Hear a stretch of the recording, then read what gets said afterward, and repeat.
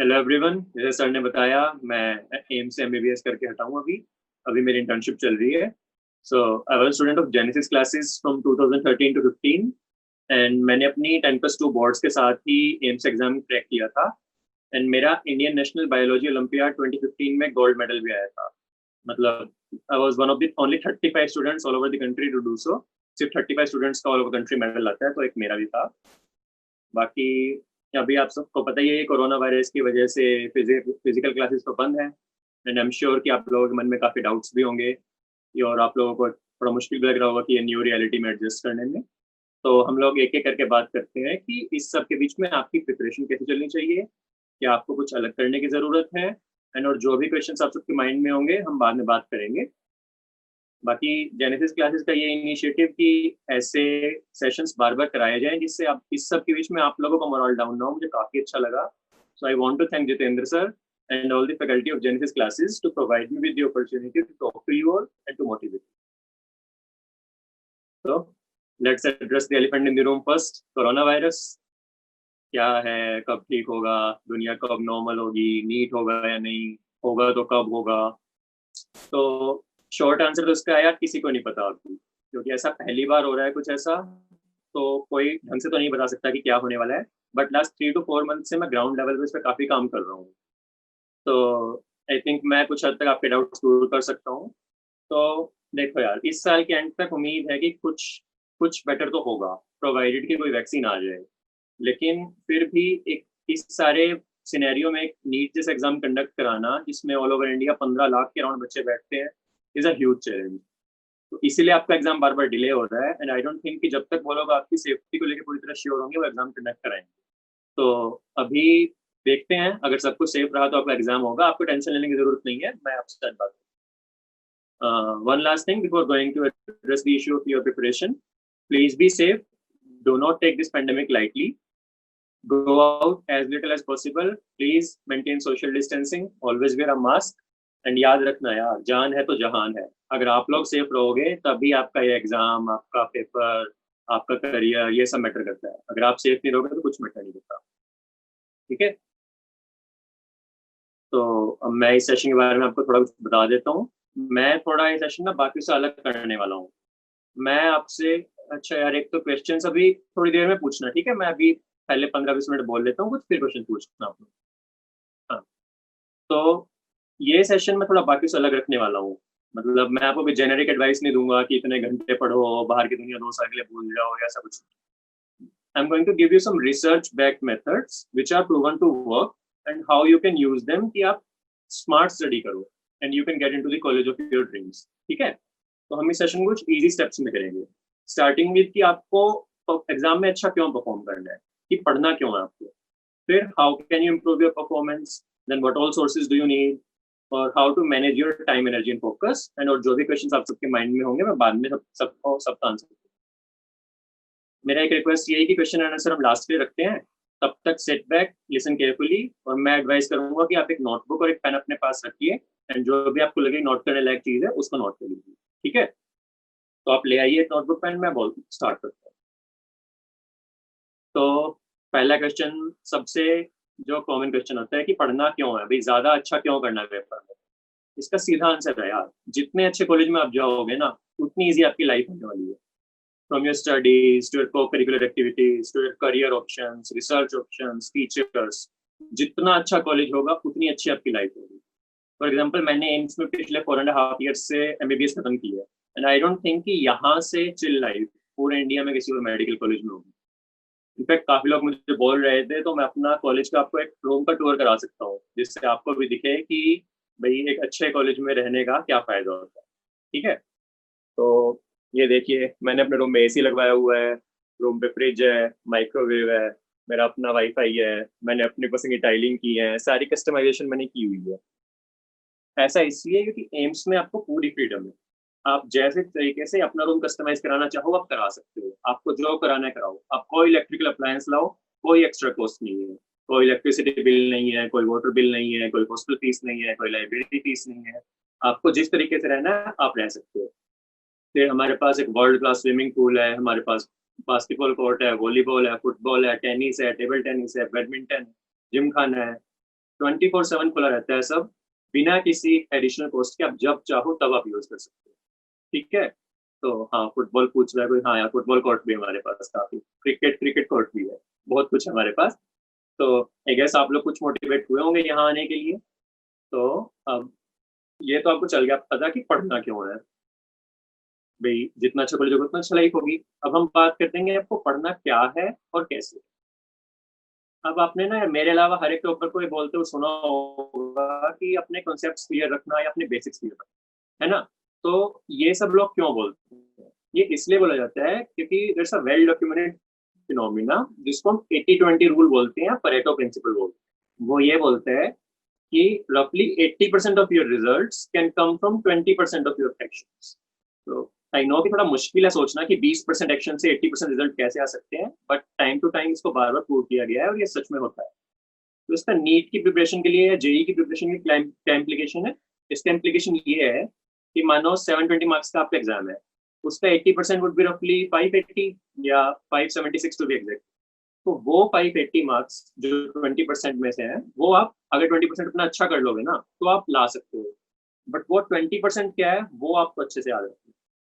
वो 20% है NCERT books, specially bio and chemistry के लिए। ठीक है। तो अगर आपका वो 20% क्लियर नहीं है ना, तो आप आगे मत बढ़ो। अपना 20% क्लियर रखो, उसे अच्छे से याद करो, फिर आगे बढ़ो। अब मान लेते हैं कि आपने वो 20% तो अच्छे से कर लिया। ठीक है, जो एग्जाम में क्वेश्चन पूछे गए आपने वो भी आंसर कर दिए, और आपके 500 मार्क्स आ गए मानो, तो क्या आपको कॉलेज मिलेगा? इतने में कोई कॉलेज नहीं मिलेगा। तो इसके अलावा क्या करना? अब यहाँ पे बात आती है आपके कोचिंग नोट्स की, आपके टेस्ट्स की और आपके क्वेश्चन बैंक्स की। एंड बिलीव मी, अगर आपने एनसीईआरटी बुक्स, जेनेसिस के टीचर्स के नोट्स, अपने क्वेश्चन बैंक्स, अपने टेस्ट्स और लास्ट में प्रीवियस ईयर पेपर्स ये सब कर लिया, इसके अलावा कुछ और करने की जरूरत नहीं है यार। आप लोग बड़े अच्छे से किसी भी एग्जाम को क्लियर कर सकते हो। अब जो एक क्वेश्चन मुझसे बार बार लोग पूछ रहे थे थोड़ी देर पहले, और जितनी बार भी मैं जेनेसिस आया हूँ आज तक शायद मुझसे सबसे ज्यादा बार पूछा कि मैं कितने घंटे पढ़ता था। तो मैं बोल रहा था कि कितने घंटे पढ़ना है, मैं कितने घंटे पढ़ा था और आपको कितने घंटे पढ़ना चाहिए। इसका सीधा आंसर है यार, it does not matter. Really कोई फर्क नहीं पड़ता। अगर आप 5 to 6 आवर्स बड़े अच्छे से पढ़ रहे हो, that is far better than 15 घंटे से बुक खोल के बैठने से। तो मैटर क्या करता है कि आप पढ़ कैसे रहे हो। तो इसका मतलब सिर्फ टाइम नहीं मैटर करता। दो और चीजें हैं जो इक्वली इंपॉर्टेंट है, they are your energy and your focus. तो इसका मतलब आपको सिर्फ टाइम मैनेजमेंट नहीं सीखना, आपको टाइम, एनर्जी, फोकस, इन तीनों चीजों की मैनेजमेंट सीखनी है। ठीक है। अब इसका मैं आपको एक एग्जांपल देता हूँ, क्योंकि आपने कभी ध्यान दिया हो कि दिन में हर घंटे आपकी एनर्जी और फोकस इक्वल नहीं रहती। कभी तो आपको लगेगा कि आप जितना पढ़ना चाहो उतना पढ़ सकते हो, कभी आप बिल्कुल कुछ पढ़ रहे हो और आपको कुछ याद ही नहीं हो रहा। तो ऐसा सिर्फ आपके साथ नहीं होता यार, ऐसा सबके साथ होता दुनिया में। और इसको समझाने के लिए मैं एक वो देता हूँ, एक कॉन्सेप्ट है बायोलॉजिकल प्राइम टाइम का। एक ऑथर है क्रिस बेली, जिन्होंने अपनी बुक द प्रोडक्टिविटी प्रोजेक्ट में बताया है। उनके अकॉर्डिंग हर एक इंसान का एक फिक्स टाइम होता है जब उसकी एफिशिएंसी, उसका फोकस, उसकी एनर्जी टॉप पे होती है, तो वो जो करना चाहे वो कर सकता है। जैसे मैं अपना एग्जांपल देता हूँ, मेरा सुबह में 10 to 1 और रात को 8 to 12, इस टाइम पे मेरी एनर्जी और फोकस बहुत हाई रहता है। तो और जस्ट आफ्टर लंच का जो सेशन होता है 2 to 5 का, वहां मेरी एनर्जी थोड़ी डाउन होती है। तो ऑब्वियसली जो काम मैं अपने बीपीटी यानी कि 10 to 1 या 8 to 12 में अच्छे से कर पाऊंगा, वो मैं 2 to 5 में उतना इफेक्टिवली नहीं कर पाऊंगा। तो आपको इस कॉन्सेप्ट को अपने फायदे के लिए कैसे यूज करना है, आपको पहचानना है कि आपका बीपीटी कब है, भाई आपकी एनर्जी 10 on 10 कब है। तो इसके लिए आपको क्या करना है, 2 से 3 दिन अपने हर एक घंटे के एंड में अपनी एनर्जी को नोट करो कि 0 to 10 के बीच में आपकी एनर्जी कितनी है। तो जो आपका बीपीटी आएगा ना, बायोलॉजिकल प्राइम टाइम आएगा, उसको आपने सबसे इफेक्टिवली यूज करना है। तो उस टाइम पे आप फिजिक्स के कोई इंपॉर्टेंट चैप्टर कर सकते हैं, कोई क्वेश्चन सोल्व कर सकते हैं। अगर मानो कोई टाइम है कि आपकी एनर्जी थोड़ी डाउन है, कि मानो 10 on 10 की जगह 7 या 8 out of 10, उस टाइम पे आप बायो सब्जेक्ट कर सकते हैं। बीपीटी कैसे निकालेंगे? मैंने बताया ना यार कि अपने आप को सब्जेक्टिव है आपका खुद का, कि आप हर घंटे 0 to 10 के स्केल पे अपनी एनर्जी नोट करो कि 12 बजे आपकी एनर्जी 7 out of 10 है, 1 बजे 8 out of 10 हो गई, 9 o'clock पे 9 out of 10 हो गई, या 4 o'clock पे 3 out of 10 है। तो जो आपका टाइम है ना 10 on 10 वाला, वो सबसे इफेक्टिवली यूज करना है। ठीक है। एनर्जी के मार्क्स कैसे देने हैं यार? सब्जेक्टिव, अपने आपको खुद को पता चलेगा ना कि आपकी एनर्जी कितनी है। क्वेश्चंस बाकी फिजिक्स ऐसे नहीं, मैं बताता हूँ यार बाद में। अब मैं पूछता हूँ। अब मैं आता हूँ कि सपोज हो गए क्या आप? मैं दिख रहा हूँ। हाँ। तो अब आपको ये चल गया पता कि किस टाइम पे इफेक्टिवली क्या पढ़ना चाहिए। अब हम बात करते हैं कि आपको सुबह पढ़ना चाहिए, रात को पढ़ना चाहिए। Again, it does not matter. जब आप अच्छे से पढ़ सकते हो तब आप पढ़ो। ठीक है। आप में से शायद कुछ लोगों को पता होगा कि there are two kinds of people, early birds and night owls. Like I belong to the second group. मैंने हमेशा से रात को ज्यादा अच्छी पढ़ाई की है। एक तो मेरी एनर्जी ऊपर होती है और उस टाइम पे बाकी लोग सो रहे होते हैं तो डिस्ट्रैक्शंस कम होती हैं तो मेरा फोकस अच्छे से बन पाता है। तो पढ़ना आपने है, एग्जाम आपने क्रैक करना है, तो ये भी डिसाइड आप ही करो कि आप पढ़ोगे कब। ठीक है, जब आप इफेक्टिवली पढ़ सकते हो तब पढ़ो आप।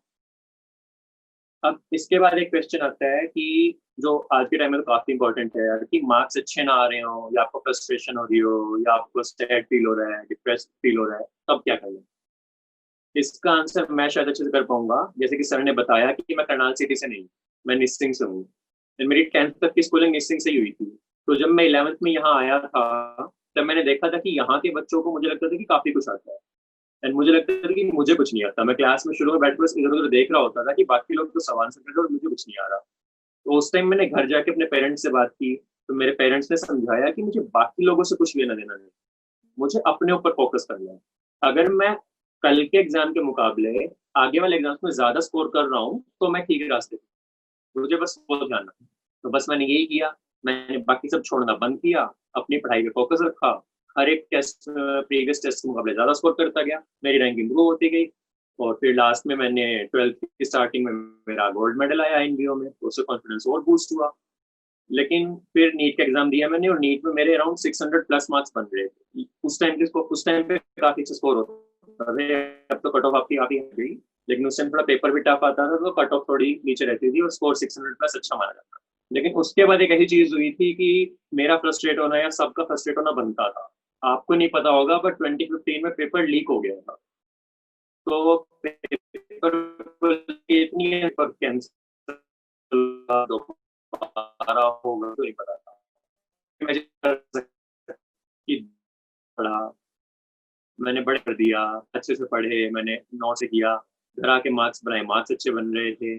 और तब आपको न्यूज चली पता कि पेपर कैंसिल की सारी मेहनत बेकार हुई। तो इससे ना आपको लगेगा नहीं हुआ। इसको मैंने एक डिजास्टर की जगह एक अपॉर्चुनिटी की तरह देखा कि मैं अपन और पढ़ के मैं अपना स्कोर या अपनी रैंक और इम्प्रूव कर सकता हूँ। जो बीच में मुझे टाइम मिला है ना, ये अगर दूसरी बार पेपर होगा, मैं उस टाइम को यूटिलाइज करके मैं अपनी रैंक और अच्छी बना सकता हूँ। तो पॉजिटिव थिंकिंग रखी मैंने।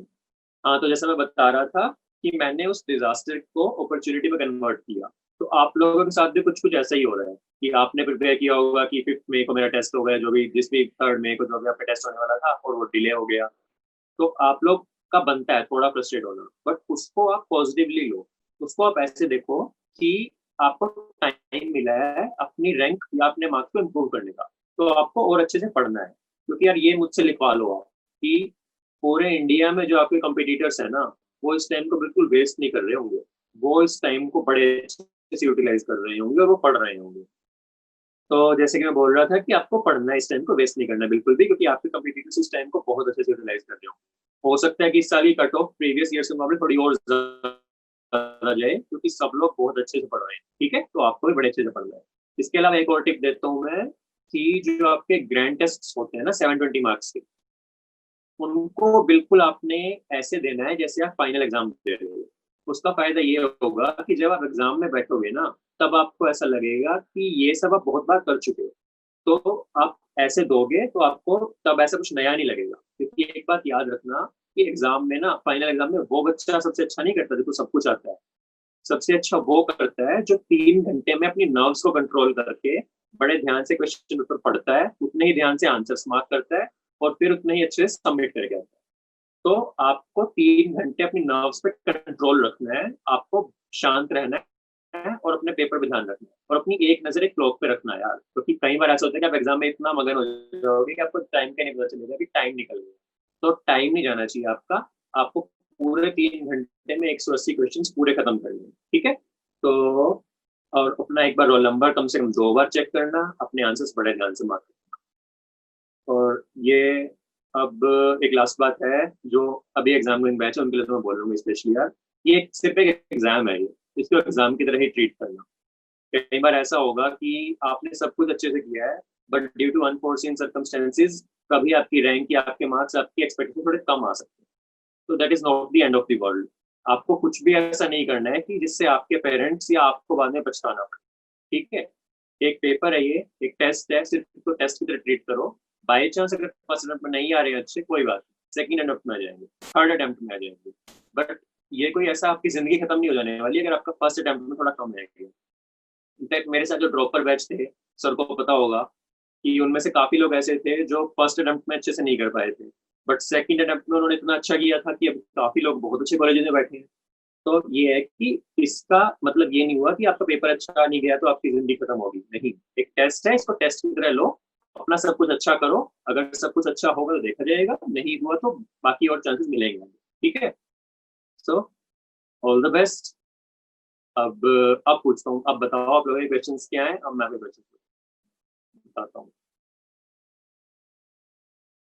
टारगेट सारे क्वेश्चंस का रखना है या मैक्सिमम?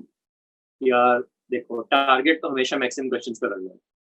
टारगेट क्योंकि आप ऐसा करोगे कि जितने 180 क्वेश्चन में जितने ज्यादा आप कर पाओगे ना, उतना ज्यादा अच्छा रहेगा।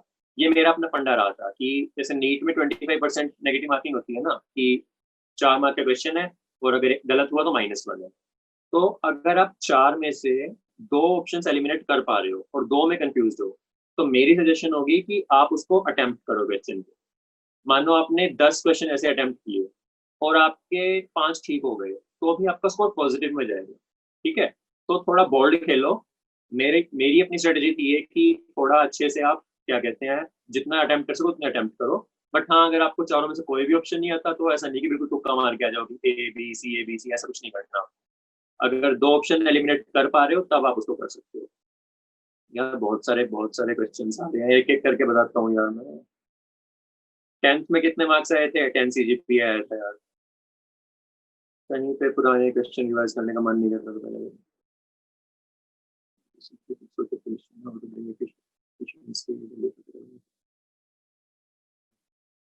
अच्छा, आपसे क्या मिस्टेक्स हुई जो आप चाहते हैं कि हम स्टूडेंट्स ना करें?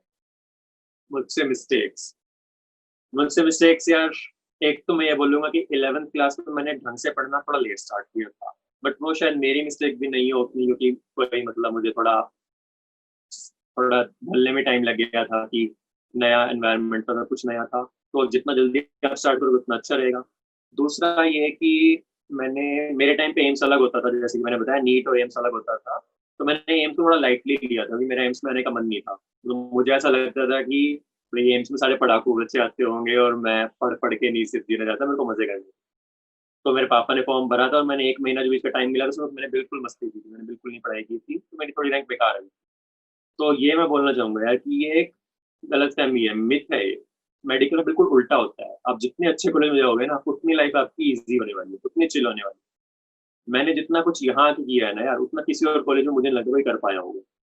तो आप अच्छे से पढ़ो, ये 2 साल पढ़ने के हैं। आप जितना अच्छी रैंक ला सकते हो उतनी अच्छी रैंक लाओ, अच्छे कॉलेज में जाओ, उसके बाद आपको बहुत टाइम मिलेगा। ठीक है, अब है सोशल मीडिया यूज करते थे? नहीं यार, 11th 12th में सोशल मीडिया बिल्कुल बंद कर दी। बोर्ड कैसे मैनेज किया कंपटीशन के साथ?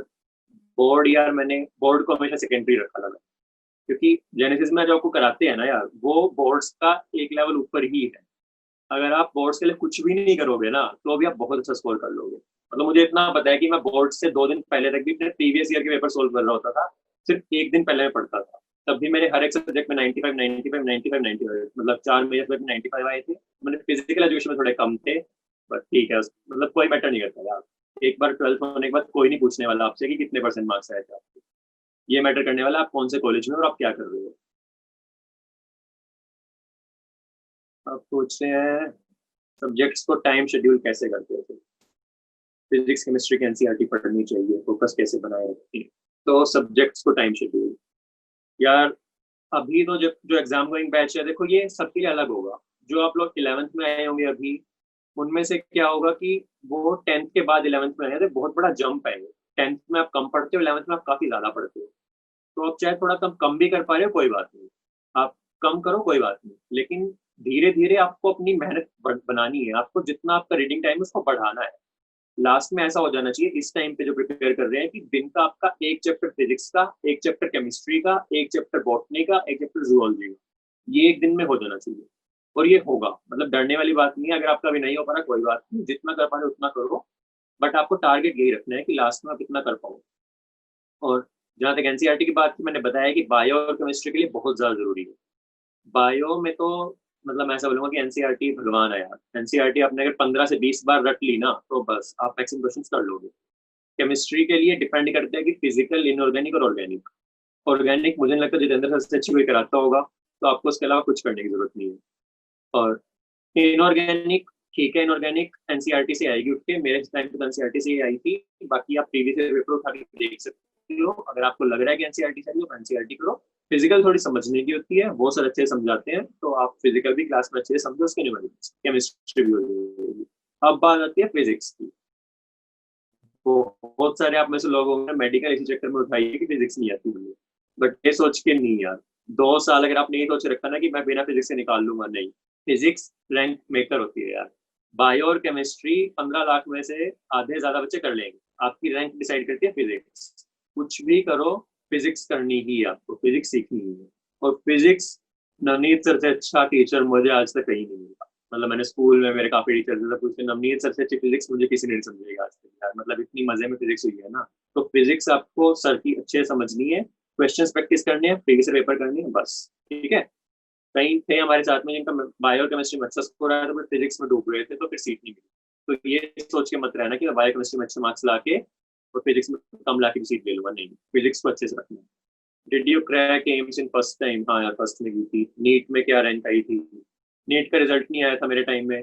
फर्स्ट अटेम्प्ट का रिजल्ट ही नहीं आया था, पेपर कैंसिल हो गया था। सेकंड में तो दे नहीं पाया था क्योंकि मेरा उस दिन एम्स में टेस्ट था। मतलब एम्स में मैं ज्वाइन कर चुका था, एम्स में टेस्ट था, तो मैं सेकंड में दे नहीं पाया था। फिर आप एक्सरसाइज करते थे, आप आईआईटी के क्वेश्चन भी सोल्व करते थे। 11th क्वेश्चन में नहीं है, फिजिक्स वीक है तो कैसे कवर करेंगे? आईआईटी का भी बताओ, नॉन मेड का। ओके। तो आईआईटी का देखो यार, मैं मोस्टली आईआईटी वाले बच्चों के साथ ही पढ़ता था। मतलब मेरे साथ सक्षम जिंदल, ईशु जैन, ये सब लोग होते थे। और मेरे के साथ ज्यादा बनते थे क्योंकि फिजिक्स मेरे को बहुत पसंद थी और ये भी फिजिक्स करते थे, तो उनके साथ बैठ के करता रहता था। तो मेरी इन लोगों से इतनी बात हुई है, इन्होंने भी यही कहा है कि अपना फिजिक्स को बहुत अच्छे से करना है आपको, क्योंकि थोड़ा मुश्किल सब्जेक्ट है, मैं मानता हूँ, स्पेशली बायो वाले के लिए, लेकिन आपको करना पड़ेगा। फिर दूसरा ये कि 11th की फिजिक्स में आप लैग कर रहे हो, किसी ने पूछा। 11th की फिजिक्स का सिलेबस ज्यादा है यार 12th के कंपेरिजन में। और 11th का मोस्टली हर एक सब्जेक्ट का ही ज्यादा है। जैसे बायो में भी 22 चैप्टर है 11th में, और 16 चैप्टर है 12th में। तो आपको 11th में जितना आपका हो गया ना उसको छोड़ दो, 12th में जो चल रहा है उस पर फोकस करो। आपको ये नहीं करना कि मेरा पिछला रह गया तो मैं अगले वाला, मैं अभी चलो को छोड़ के पिछला दोबारा करने लगूँ, नहीं। आपका जो अभी चल रहा है अब उस पर फोकस रखो, इसके बाद आपको टाइम मिलेगा। जब इसके बाद टाइम मिलेगा, बायो खत्म होगी, केमिस्ट्री खत्म होगी, तब आप 11th की फिजिक्स उठाओ। 11th की फिजिक्स सिर्फ आपके साथ नहीं होता है कि छूट जाए, मोस्टली हर एक बच्चे के साथ होता है, क्योंकि 11th का सिलेबस बहुत था। तो डरने की कोई बात नहीं है।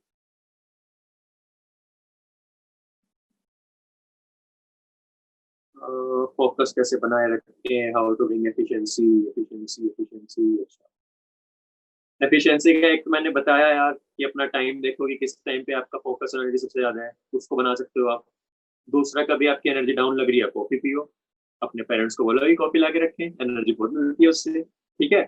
बाकी कभी आपको ऐसा लगे कि एनर्जी कम हो रही है थोड़ी, बिल्कुल याद नहीं हो रहा, तो थोड़ा फिजिकल एक्टिविटी करो, बैडमिंटन खेल लो, थोड़ी रनिंग कर लो, थोड़ा कुछ कर लो। उससे क्या होता है, एक्सरसाइज से जो थोड़ा ऑक्सीजनेटेड ब्लड होता है ना, ब्लड ऑक्सीजनेशन बढ़ती है, वो ब्रेन तक जाती है आपको। तो जो ब्रेन में ऑक्सीजन बढ़ती है, फिर आपका फोकस अच्छे से कर पाता है। तो आपको बिल्कुल ऐसे सेडेंटरी लाइफस्टाइल नहीं देनी है। आपको थोड़ा थोड़ा बीच में उठ के थोड़ा वर्कआउट करना है, ठीक है, 15-20 मिनट करो चाहे, लेकिन थोड़ा बहुत करना है। मेडिटेशन करते थे? नहीं यार, मेडिटेशन तो कभी नहीं की।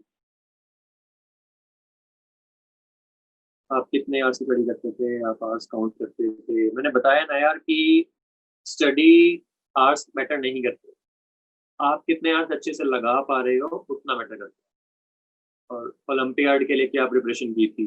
ओलंपियाड के मेरे को स्पेशल प्रिपरेशन नहीं की थी। बायो मेरा, मुझे काफी अच्छा लगता था बायो पढ़ना, तो मैं बायो पढ़ता था। मैंने अपना प्रीवियस पेपर सब लिया। मैंने ओलंपियाड की स्पेशल प्रिपरेशन नहीं की थी, बस जाके पेपर दे दिया और क्लियर हो गया। HC वर्मा करनी जरूरी है। हाँ यार, मतलब HC वर्मा कर लोगे तो अच्छा रहेगा। फिजिक्स की एक वो होती है, DC पांडे पर मेडिकल, आप वो कर पा रहे हो अगर इजीली, उसके बाद पेपर में उठाओ HC वर्मा करनी, ठीक है। आपका KVPY क्लियर हुआ था? हाँ यार हुआ था KVPY क्लियर। इंटरव्यू देने भी गया था, वो भी क्लियर हो गया था, मगर फिर मेडिकल कॉलेज में आना था तो फिर नहीं हो पाया, उसके बाद कुछ नहीं दिया। आप कौन से डॉक्टर बनोगे? अभी एग्जाम है यार, नवंबर में। देखता हूँ, जो रैंक आएगी उसके ऊपर डिपेंड करेगा।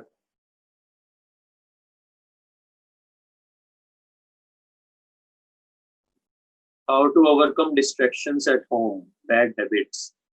यार डिस्ट्रैक्शंस एट होम तो आप ही देखोगे ना, कि अपने पेरेंट्स को बोलो कि भाई आपका ये टाइम, मुझे तो लगता है कि पेरेंट्स को पता होगा सबको, तो थोड़ा सा आप अगर फिर भी लग रहा है आपको, उनको रिक्वेस्ट कर सकते हो, वो बड़े अच्छे से समझेंगे कि आपका ये टाइम सिर्फ पढ़ने का है, आप पढ़ाई पे ध्यान रखो, बाकी काम 2 साल बाद हो जाएंगे, ठीक है। घर के डिस्ट्रैक्शंस तो यार आप ही बता सकते हो कि क्या डिस्ट्रैक्शन कैसे दूर करोगे। थियरी और मोर क्वेश्चंस, हाँ, ये ट्रिकी क्वेश्चन है। अगर मैंने आपको बोल दिया कि मोर क्वेश्चन, तो आप थियरी छोड़ के क्वेश्चन ना करने लग जाओ, नहीं। पहले थियरी क्लियर करो, जैसे मैंने बताया 20% है। जब बिल्कुल क्रिस्टल क्लियर हो फिर क्वेश्चन करो, दोनों की इक्वल इंपॉर्टेंस है। कुछ ऐसे नहीं थियरी ज्यादा करनी है क्वेश्चन करनी है, नहीं, थियरी भी करनी है क्वेश्चन भी करनी है।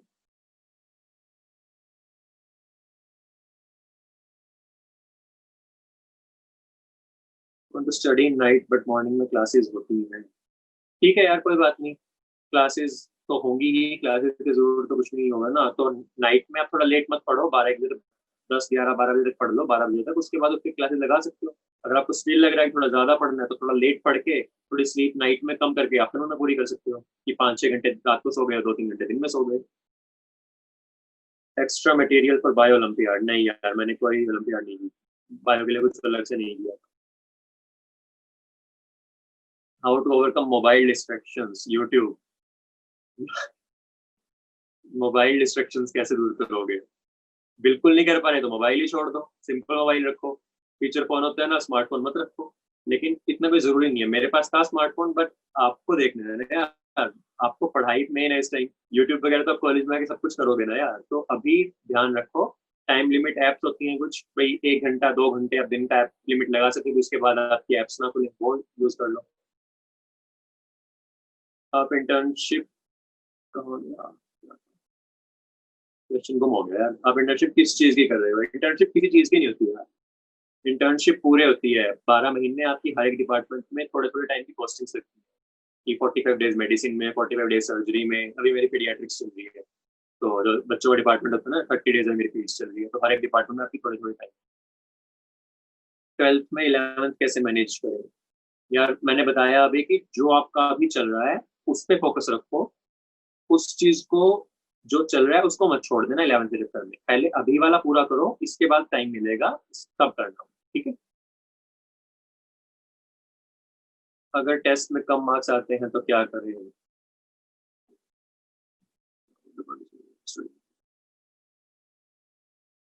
तो कुछ अर्न करते हो आप विद स्टडीज? अच्छा, पीछे साइंटिस्ट कौन है? पीछे साइंटिस्ट नहीं है यार, शर्लॉक होम्स है, फैन हूँ मैं इसका, और हुआ है मैंने। तो बाकी अर्न करता हूँ, हाँ यार, इंटर्नशिप में थोड़ा स्टाइपेंड मिलता है, 23.5 थाउजेंड है एम्स में, ये भी मतलब स्टेट टू स्टेट डिपेंड करता है। अगर आप सेंटर कॉलेज में आ रहे हो तो 23.5 थाउजेंड है, किसी सेट में 18 थाउजेंड है, किसी में 15 थाउजेंड है, किसी में 10। तो ये आपके ऊपर डिपेंड है। आपकी हमेशा 1 रैंक आती थी? नहीं यार, 11th में मेरी कभी 1 रैंक नहीं आई, और 12th में मेरी काफी बार 1 रैंक आई थी, तो एक मिनट, मैं सर को अनम्यूट कर दूं। सर PUBG 1 घंटा खेल सकता हूँ? नहीं भाई, पढ़ाई करो अभी, PUBG वब्जी को बहुत टाइम मिलेगा, बहुत है मेरे साथ के यहाँ जो अब खेलते हैं, बड़े मजे से खेलते हैं, यहाँ आपको बहुत टाइम मिलेगा पढ़ना, ठीक है। किताबी कीड़ा था क्या? नहीं यार, किताबी कीड़ा तो अपने आप को बिल्कुल नहीं बोलूंगा। जैसा मैंने बताया कि मैं एम्स में इसलिए नहीं आना चाहता था, मुझे लगता था कि सिर्फ पढ़ाई होती होगी, और जो मैं बोल रहा हूँ ना कि 5 6 घंटे 5 से 6 घंटे अच्छे से पढ़ो, वो इसलिए कि मैंने यही किया था। मैंने हार्ड वर्क की जगह स्मार्ट स्टडी ज्यादा की थी। स्मार्ट स्टडी का मतलब होता है कि आप पूरा पाथ क्लियर रखना है आपको, कि आपको पढ़ना क्या है और कब पढ़ना, कितना पढ़ना है। ठीक है। तो इसके मैंने क्या किया था कि मैंने नीट 2014 का पेपर उठाया था, उस पेपर को एनालाइज किया था और देखा था कि कहाँ से कितने क्वेश्चन पूछे होंगे। उसके बाद मैंने पढ़ना स्टार्ट किया था। तो आप लोग भी ऐसा कर सकते हो कि हर एक चीज पढ़ने की जगह थोड़ा स्मार्टली पढ़ो। आप देखो कि लोग पूछ क्या रहे हैं, अभी रिसेंट 2-3 ईयर्स में क्वेश्चंस आ कहाँ से रहे हैं, आप वो एनालाइज करो। उसके बाद देखो कि आप कितना पढ़ पा रहे हो। ठीक है। इस पढ़ते पढ़ते और कुछ पढ़ने का मन नहीं करता तो केमिस्ट्री को टाइम नहीं मिलता, बट बायो हो जाती है समथिंग। अच्छा, फिजिक्स पढ़ते हो, केमिस्ट्री को टाइम नहीं मिलता। तो यार अभी अगर 11th में हो तो चल जाएगा यार, क्योंकि 11th में थोड़ा डिफिकल्ट होता है टाइम मैनेजमेंट करना, बट 12th में तो आपको करना पड़ेगा यार। 12th में और अगर एंडिंग वाला टाइम है, बिल्कुल ये आपका एग्जाम गोइंग बैच के हो आप, फिर तो आपको सब कुछ करना पड़ेगा एक ही दिन में। तो टाइम फिक्स कर सकते हो आप, शेड्यूल बना सकते हो। मैं करता था कि वीकली शेड्यूल बना के मैं डेली शेड्यूल बनाता था। वीकली शेड्यूल ऐसे कि इस वीक के एंड तक मेरे कितने चैप्टर्स हो जाएंगे, और डेली ऐसे कि आज मैं इस घंटे इस टाइम 3 से 4 बजे तक ये करूंगा, 4 से 5 ये करूंगा। तो मैंने इस तरीके से किया था। दिन में 3 सब्जेक्ट पढ़ने जरूरी है क्या? हाँ यार, देखो मैं अपना एक्सपीरियंस बता सकता हूँ। कई लोग होंगे जिन्होंने दिन में 1 या 2 सब्जेक्ट भी किए होंगे, बट मेरा अपना पर्सनल एक्सपीरियंस था कि दिन में तीनों सब्जेक्ट करना मुझे जरूरी लगता है। तीनों सब्जेक्ट करने का फायदा तो टच में रहते थे, आप हर दिन आप हर चीज को पढ़ रहे हो। दूसरा, बोर नहीं होते थे। और तीसरा, आपको एग्जाम टाइम में इसका फायदा मिलता है। एग्जाम में क्या होता है कि 180 क्वेश्चन ना किसी एक स्पेसिफिक टॉपर से नहीं आते, किसी एक टॉपिक से नहीं आते। आपको हर एक सेकंड में नेक्स्ट क्वेश्चन पे आपको कनेक्शंस बनाने होते हैं कि ये क्वेश्चन फिजिक्स में यहाँ से आएगा, ये क्वेश्चन इस चैप्टर से आया, ये क्वेश्चन केमिस्ट्री का है। तो आपको ऐसे कनेक्शंस बनाने के लिए ना, फास्ट कनेक्शन बनाने के लिए आपको तीनों सब्जेक्ट एक दिन में पढ़ने पड़ेंगे, जिससे आपको ये आदत रहे कि आपको जंप कैसे करना है, कि अब ये सब्जेक्ट खत्म किया, टॉपिक खत्म किया, उसको फिनिश करके नेक्स्ट टॉपिक पे ठीक है। आप इंग्लिश कैसे करते थे? इंग्लिश के लिए यार हमारे 12th में सर आते थे जेनेसिस पे ही, उन्होंने थोड़ी बहुत कराई थी, बस इतनी ही। स्कूल कौन सा था? स्कूल मेरा था यार Brahmanand public school. Speed increase कैसे करें? Books you prefer to go through at least once. अच्छा, स्पीड इंक्रीज कैसे करें? मेरी आवाज आ रही है यार, मेरे को दिख नहीं रहा अभी कोई सर, बस बताओगे आप? आ रही है, ठीक है। तो स्पीड कैसे इंक्रीज करनी है? स्पीड इंक्रीज करने का एक फॉर्मूला होता है, रिवाइज बार बार करो। आप जितनी बार रिवाइज करोगे उतनी जल्दी आप second, third, fourth, fifth revision उतनी जल्दी कर पाओगे। ठीक है। तो फर्स्ट अटेम्प्ट के लिए मैं थोड़ा मानता हूँ कि स्पीड थोड़ी कम हो सकती है, बट कोई दिक्कत वाली बात नहीं है। आपका मेन फोकस होना चाहिए कॉन्सेप्ट क्लियर करने में। चैप्टर क्लियर करो, चाहे थोड़ा टाइम ज्यादा लग रहा है, बाकी लोगों को ज्यादा लग रहा है, कोई बात नहीं। थोड़ा टाइम रखो, उसके बाद जब आप दूसरी, तीसरी, चौथी बार पढ़ोगे ना, तो अपने आप की स्पीड बढ़ती रहेगी। बाकी एक टाइम लिमिट लगा सकते हो आप, उससे फायदा होगा कि आपके ऊपर एक प्रेशर रहेगा, आपके mind, back of the mind में एक रहेगा कि मेरा चैप्टर होना चाहिए था इस घंटे, मेरा नहीं हुआ है। तो थोड़ा टाइम टेबल बना के, शेड्यूल बना के पढ़ोगे तो फायदा रहेगा।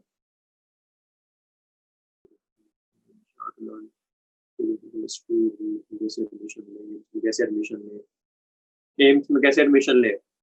एम्स का यार इस बार पहली बार पेपर होगा नीट के थ्रू, एम्स में एडमिशन नीट के थ्रू होगा।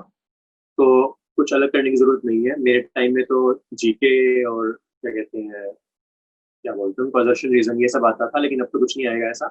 तो अपना टीवी से पेपर उठाओ, लास्ट में जो भी एग्जाम में बैठे उसके लिए बोल रहा हूँ स्पेशली। प्रीवियस ईयर 10 साल के नीट के और 5 साल के एम्स के, ये पेपर उठाओ और उसमें देखो कि आपसे पूछ क्या रही है, और उसको बार बार करो। ठीक है। ऐसा नहीं है कि एम्स का पेपर नहीं हो रहा तो आप एम्स के पेपर छोड़ दोगे, नहीं। एम्स के जो क्वेश्चन होते थे ना, वो एक लेवल अबव होते थे नीट से। तो उस लेवल पर पहुंचने के लिए आपको प्रीवियस ईयर पेपर कम से कम 5 साल के करने पड़ते हैं। ठीक है, आप वो करो और बस अपना नॉर्मल पेपर टेस्ट देते रहो, उसके बाद समझ जाओ।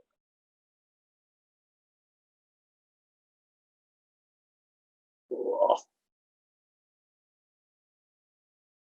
नोट्स बनाने का मन नहीं करता, बट रिवीजन के टाइम पे दिक्कत आती है यार। मन ना करे, करे ना करे, कोई फर्क नहीं पड़ता। नोट्स रिवाइज जब आपको करना है ना, आपके पास एक सोर्स होना चाहिए जिसमें सब कुछ है।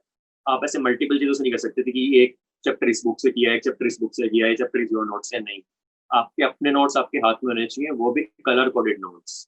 मेरे नोट्स अपने थे, मैंने कभी से पहले ऐसे कलर से नहीं बनाया था, लेकिन मैंने फिर जेनेसिस मैंने के बाद बनाने शुरू किए थे बाकी लोगों को देख के, और उसका फायदा रिवीजन में बहुत मिलेगा। कलर कोडेड नोट्स बनाओ, मल्टीपल पेन लाओ, एक कॉपी में अच्छे से बनाओ, लास्ट में रिवाइज आपको वो ही करना है और जल्दी जल्दी करना है, इसमें नोट्स तो बनाने जरूरी है।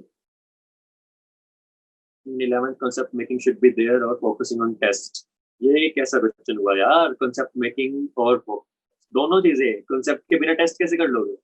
concept सबसे पहली चीज ही, बेसिक चीज ही concept है। जब तक concept क्लियर नहीं है तब तक कोई फायदा नहीं है। concepts क्लियर करो, क्लास में अच्छे सुनो। ये नहीं सोचना कि मैं क्लास में बोलने तो जो बोल रहे हैं मैं घर जाके चैप्टर पढ़ के कर लूंगा, नहीं। क्लास में जो बोल रहे हैं उससे अच्छे कंसेप्ट आपके कहीं नहीं बन सकते। क्लास में अच्छे से सुनो, कंसेप्ट क्लियर करो, घर जाके फिर पढ़ो, फिर क्वेश्चन सोल्व करो, फिर टेस्ट करो। ये आपका स्टेप बाय स्टेप पैटर्न होना चाहिए, ठीक है। एक एक और चीज मैं बोल सकता हूँ जो मैंने 12th में की थी, आप 11th से ही कर सकते हो, कि क्लास में आने से पहले ना एक ओवरव्यू ले लो। मानो आज आपका थर्मोडाइनमिक्स का चैप्टर है, लेक्चर है, ठीक है, तो आप 15-20 मिनट चाहे सिर्फ समरी पढ़ लो चैप्टर की, या सिर्फ हेडिंग्स पढ़ के आ जाओ, लेकिन आपके मन में थोड़ा आइडिया रहेगा ना कि हाँ अभी ये होगा, अभी ये होगा, तो आप क्लास में अच्छे से समझ पाओगे उसको।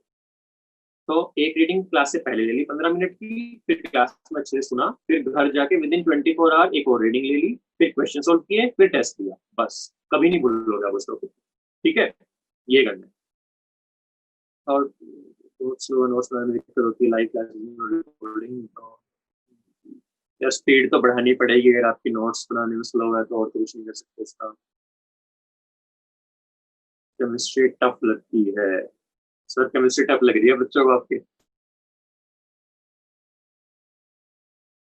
टफ लगती है, कोई बात नहीं यार, सबका कोई कोई सब्जेक्ट होता है थोड़ा टफ लगता है, कोई बात नहीं, डरना नहीं है।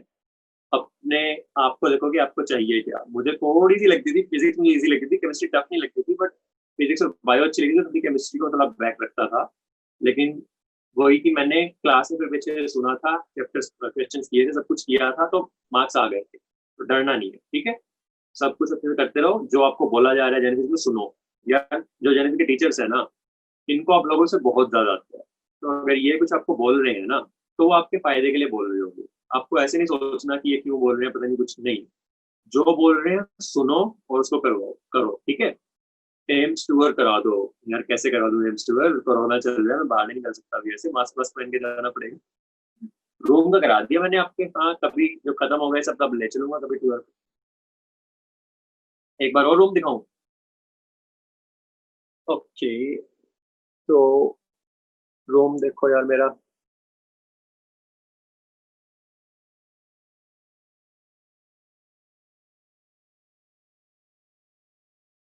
ठीक है।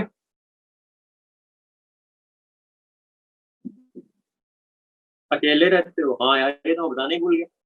एम्स बहुत कम कॉलेजेस में ऐसा है जिसमें फर्स्ट डे से आपको अकेला रूम मिलता है, सिंगल रूम मिलता है, मतलब कोई रूम पार्टनर नहीं होगा आपको आपका। तो ये काफी बड़ी चीज लगती है मुझे कि मतलब आपको शुरू से इतनी फ्रीडम मिल रही है।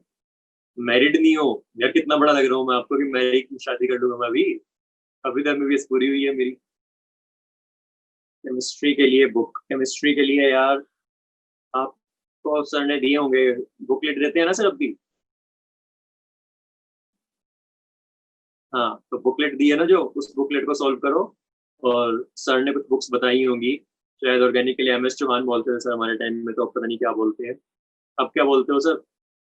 हाँ एम एस चौहान लिखने लो, हाँ एम एस चौहान करो, ठीक है। आपका टाइम टेबल क्या था 11th की? फीस कितनी है आपकी? फीस गेस करो आप लोग कितनी होगी 5 साल की एम्स की एमबीबीएस की? कितनी लगती है आपको, कितनी होनी चाहिए?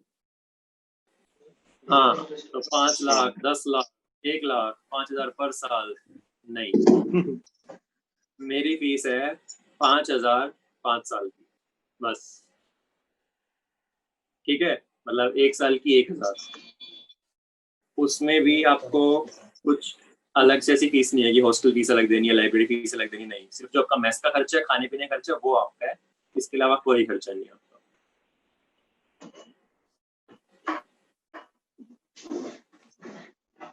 If we are not solve able to solve booklet, या बुकलेट तो सोल्व करनी पड़ेगी। अगर डाउट आ रहे हैं तो सर से पूछो। हॉस्टल फीस, कोई हॉस्टल फीस नहीं है यार। फिजिक्स मुश्किल लगती है, बताया मैंने, मुश्किल लगती है, लगेगी, लेकिन पढ़नी तो बिना फिजिक्स के तो नहीं निकलने वाला। ठीक है भैया, आईआईटी का भी फीस होता है क्या? आईआईटी का होता है यार, बट कितना होता है इतना मुझे अभी कितना है तो नहीं मुझे पता। बट ये है कि जितने अच्छे कॉलेज में जाओगे आप, चाहे आईआईटी हो चाहे मेडिकल हो, उतनी कम फीस होगी आपकी। प्राइवेट में जाओगे तो इतनी ज्यादा फीस होती है कि हम में से काफी लोग अफोर्ड ही नहीं कर पाएंगे उसको। मतलब मेरे पेरेंट्स से तो क्लियर था यार कि गवर्नमेंट कॉलेज मिल गया तो मिल गया, प्राइवेट तो हम अफोर्ड नहीं कर पाएंगे। तो अब लेकिन वही है कि आपके ऊपर डिपेंड करेगा कि आप जितने अच्छे कॉलेज में जाओगे, अपने पापा मम्मी को उतना पैसा बचाना है आपने। चलो सर, कॉलेज लाइफ में मजे हैं, बहुत मजे हैं यार। मतलब अभी तो थोड़ा बंद हुआ पड़ा है सब। जब तक सब खुला हुआ था, मतलब यहाँ हमारा जो ओलंपिक साइज का पूल है हमारा एम्स में ना, जो ओलंपिक कंपटीशन के पूल होते हैं ना, उस साइज का स्विमिंग पूल है हमारा। तो मेरे को स्विमिंग करनी नहीं आती थी, यहाँ की सीखी मैंने, मेरे को बहुत अच्छा लगता था। फिर मैंने वॉलीबॉल खेलना स्टार्ट किया, हमारी टूर्नामेंट्स होती हैं। फिर हमारा एम्स का एक वो होता है, फेस्ट होता है पल्स, आपने सुना हो शायद। पूरे साउथ एशिया का सबसे बड़ा मेडिकल कॉलेज का फेस्ट है वो। मतलब ऐसे हर एक साल कोई ना कोई बहुत अच्छे अच्छे स्टार्स आते हैं उसमें। तो जितना मजा उस 7 दिन में आता है ना, उतना मुझे नहीं लगता कि पूरे साल में भी आता होगा कहीं और। तो मैं बार बार इसलिए बता रहा हूँ, मैं अपनी बढ़ाई नहीं कर रहा। मैं आपको इसलिए बता रहा हूँ कि आप मोटिवेट हो पाओ और आप आ पाओ यहाँ पे। मैं चाहता हूँ कि आप में से काफी लोग मेरे जूनियर्स बन के आए और मैं मिलूँ आप लोगों से। ठीक है। दिल्ली में स्कूल्स कब खुलेंगे? अरे खुल जाएंगे यार, जब खुल रहे हैं। अपने पेपर पे ध्यान रखो।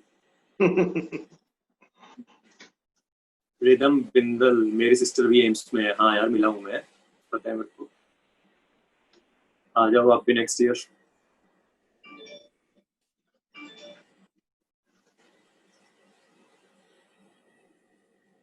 अच्छा, लोगों ने मेरा वे प्रोटीन देख लिया जब मैं टूर करा रहा था। तो 18 ईयर्स तक नहीं खाना। अभी तो मत सोचो इसके बारे में, जब कॉलेज आओगे अगर तब आपको लग रहा है कि प्रोटीन डेफिशिएंसी है, उसके लिए रखा हुआ है मैंने, क्योंकि मेरी डाइट में प्रोटीन नहीं हो पाता था। ठीक है, अभी ये सब छोड़ दो। लेकिन सब लोग मेरे से वे वे वे पूछे जा रहे हैं, छोड़ दो अभी वे को। हेयर ड्रायर, हाँ भाई, हेयर ड्रायर भी रखा हुआ है क्या यार?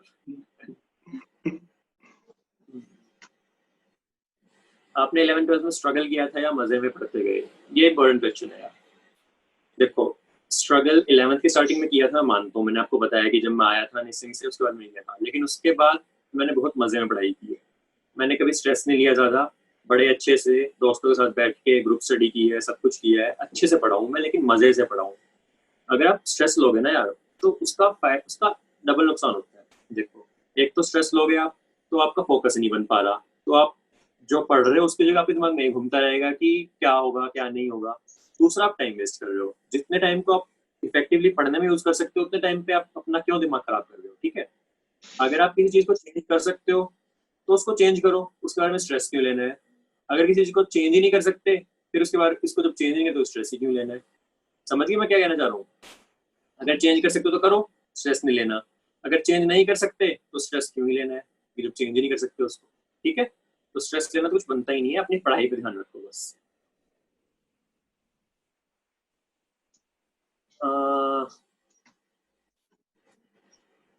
भैया, ह्यूमन बॉडी को कट किया है। हाँ भाई, किया है, फर्स्ट ईयर में किया है। सब फर्स्ट डे आते हैं उससे पहले यही कराते हैं। आप लोग भी करोगे।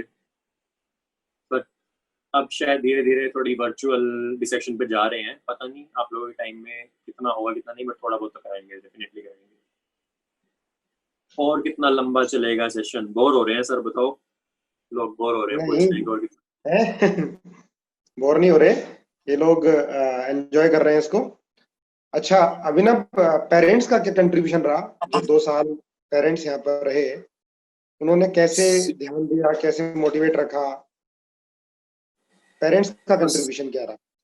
सीधा आंसर है सर, पेरेंट्स ना करते अच्छे तो मैं तो यहाँ छोड़ किसी भी कॉलेज में नहीं जा पाता। अगर पेरेंट्स अपना रोल नहीं करेंगे ना, तो कुछ नहीं कर पाऊंगा, कुछ नहीं कर पाएगा कोई भी।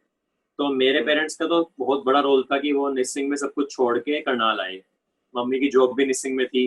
मम्मी ने रोज अप डाउन किया। रोज मम्मी सुबह स्कूल जाने के लिए बस पकड़ती थी और रोज वापस वापस आते थे निसिंग से करनाल। तो 45 मिनट्स का रास्ता है अराउंड, तो लगता था रोज का। बाकी मेरी पढ़ाई के लिए उन्होंने अपने आप को चेंज किया, क्योंकि मेरे को रात को पढ़ना जरूरी था, रात को पढ़ना अच्छा लगता था, तो रात को अलग रूम में बिठा दिया, मेरे लिए कॉफी बना के लेके आना। फिर मैं रात को पढ़ता था, मैं सुबह लेट उठता था, तो सुबह जब तक मैं नहीं उठता था तब तक घर में खाना नहीं बनता था, कि नहीं तो बर्तनों का शोर आएगा तो उसकी नींद खुल जाएगी, वरना रात को लेट तक पढ़ा जल्दी उठ जाएगा। तो 2 फ्लोर थे हमारे घर में, तो नीचे जाके खाना बनाते थे या लेट करते थे, भूखे रहते थे, जब ये उठेगा तभी खाना बनाएंगे। तो पेरेंट्स ने सर जितना कंट्रीब्यूट किया है उसके बिना तो मैं कहीं भी ना होता आज। मैंने देखा है अभिनव इन 20 सालों में, जो भी बच्चे अपने पेरेंट्स की रिस्पेक्ट करते हैं, टीचर्स की बात मानते हैं, वो सफल हुए हैं। और मुझे तुम्हें देख के हमेशा अच्छा लगता है कि यार तुम मेरे स्टूडेंट रहे और आज भी अपने पेरेंट्स की बात इतनी मानते हो। और कभी कभी बड़ा दुख होता है कि कुछ बच्चे अपने पेरेंट्स की डिसरिस्पेक्ट करते हैं। तो इस पर बात पर क्या बिना कहना है? पेरेंट्स और टीचर्स के तो कुछ भी नहीं है ना जिंदगी में। हम्म, आप अपनी मर्जी से कहीं नहीं पहुंचे, आप अपनी उससे नहीं पहुंचे कहीं भी, आपकी मेहनत लगी है ठीक है, बट उसके पीछे जितना हाथ पेरेंट्स का जितना टीचर्स का है ना, उसके मुकाबले आपने कुछ भी नहीं किया यार। अगर आप ऐसा सोच लो ना कि मैं अपनी उससे आया हूँ बस, बिना पेरेंट्स के बिना टीचर्स के, नहीं, बहुत गलत बात है ये। बिना पेरेंट्स के बिना टीचर्स के कोई कुछ नहीं कर पाएगा।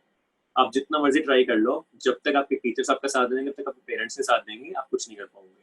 तो इस चीज को भूलना नहीं है यार। आप कल को अच्छा भी पहुंचो, कहीं भी जाओ आप, लेकिन याद रखना कि आपके पीछे कौन था, आपको सपोर्ट किसने किया था। तो इस चीज को भूले बिना अपने पेरेंट्स की, अपने टीचर्स की हमेशा रिस्पेक्ट करनी है। थोड़ा टेस्ट सर, का स्ट्रेस ले लेते हैं ये, है ना, नंबर कम आए तो स्ट्रेस में जाते हैं।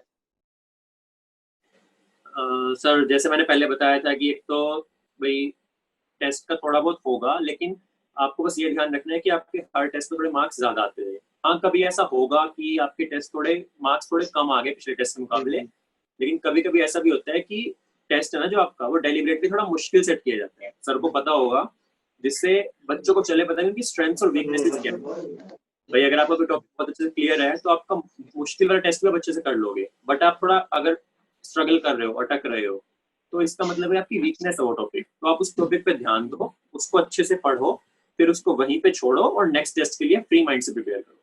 ठीक है, आपको एक टेस्ट के पीछे नहीं पढ़ना कि मेरे 400 आ गए तो मैं क्या करूँ, कॉलेज नहीं मिलेगा, कुछ नहीं, छोड़ दो उस टेस्ट को यार। उसको जो आपने वीकनेस पहचानी उस पर पढ़ो, उसको वहीं पे छोड़ो और नेक्स्ट टेस्ट के लिए अच्छे से पढ़ो। सर देखो, एक बात तो है कि बायो सबसे जरूरी है कि बायो डबल मार्क्स की आती है। फिजिक्स और केमिस्ट्री 180 के होते हैं, बायो 360 का होता है, ये तो फैक्ट है। बट सिर्फ बायो के दम पे आप कहीं नहीं पहुंच सकते यार। 360 में से आप 350 भी ले आओ, क्या कर लोगे फिर भी? जब तक आप फिजिक्स और केमिस्ट्री को अच्छे से नहीं करोगे, जब तक अच्छे मार्क्स नहीं लेके आओगे, अच्छा कॉलेज तो छोड़ो, आपको कॉलेज ही नहीं मिलेगा। मिनिमम मिनिमम अगर आपको 120 130 120 130 दोनों में लाने पड़ेंगे, तब जाके आपके मार्क्स इतने ज्यादा बनेंगे कि आप किसी कॉलेज में जा पाओगे। तो ये सोचना तो बहुत, मतलब ये बात जैसे मैं कहीं जब उन बच्चों से डिस्कस करता हूँ मैं कि भाई आपको आगे मेडिकल क्यों लेना है, जैसे मैं भी सेशन लेता हूँ, तो कई बच्चों का आंसर होता है कि फिजिक्स अच्छी नहीं लगती इसलिए लेना है। मैंने कहा मतलब भाई कहीं नहीं जाओगे तुम लाइफ में बिना फिजिक्स के, बिना केमिस्ट्री के, तुम कैसे कर लोगे मेडिकल को? 720 मार्क्स अगर पेपर है, उसी कट ऑफ तुम्हें रैंक 580 590 600 के मार्क्स तुम्हें लाने पड़ेंगे, बिना फिजिक्स केमिस्ट्री के तुम ला ही नहीं सकते ना। तो मुश्किल है, कई लोगों के लिए मुश्किल होगा ही, एग्री, मैं उसको मना नहीं कर रहा, बट मुश्किल होने के बाद भी पढ़ना पड़ेगा। थोड़ा टाइम ज्यादा दो, अगर आपको लग रहा है कि मुश्किल है तो थोड़ा टाइम ज्यादा दो उसको, किसी ऐसे बच्चे के साथ बैठ के करो जिसके कॉन्सेप्ट क्लियर हो। और अगर आपको लग रहा है कि आपको कोई चैप्टर आता है और सामने वाले को नहीं आता, तो यार ऐसे मत करना कि नहीं मैंने इसको सिखा दिया तो इसके मार्क्स भी आ जाएंगे, इसकी रैंक आ जाएगी, नहीं। आपका कंपटीशन ना इन 50-100 बच्चों से नहीं है जो आप लोगों के साथ पढ़ रहे हैं, आपका कंपटीशन वो 15 लाख बच्चों से है जो एग्जाम लिखने वाले हैं।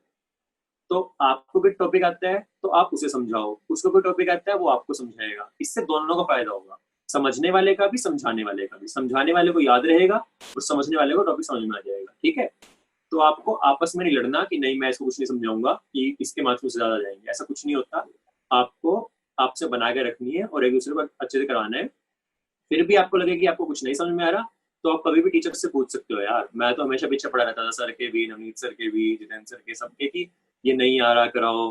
बीच में जो क्लासेस के बीच का टाइम होता था, बीच में 10-15 मिनट मिलते थे, मैं उधर ही पहुंच जाता था। आपको शर्माना नहीं है, डरना नहीं है कि यार कि नहीं हो पा रहा, कैसे पूछे, शर्म आ रही है, नहीं, पूछो आप इनसे।